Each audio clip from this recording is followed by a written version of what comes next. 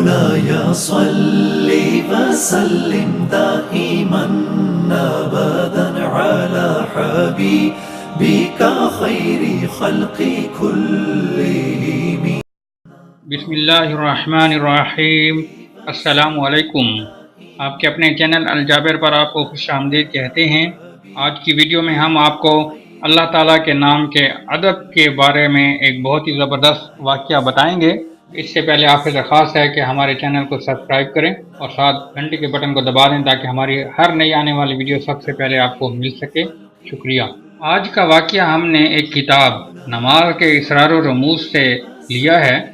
واقعہ کچھ اس طرح ہے کہ حضرت امام احمد بن حنبل رحمۃ اللہ علیہ کے مکان کے سامنے ایک لوہار رہتا تھا۔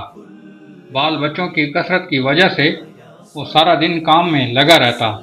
اس کی عادت تھی کہ اگر اس نے ہتھوڑا ہوا میں اٹھایا ہوتا کہ لوہا ٹوٹ سکے اور اسی دوران اذان کی آواز آ جاتی تو وہ ہتھوڑا لوہے پر مارنے کی بجائے اسے زمین پر رکھ دیتا اور کہتا کہ اب میرے پروردگار کی طرف سے بلاوا آ گیا ہے، میں پہلے نماز پڑھوں گا پھر کام کروں گا۔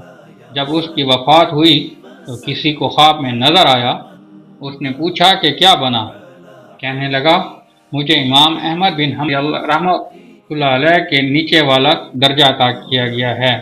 اس نے پوچھا کہ تمہارا علم و عمل تو اتنا نہیں تھا؟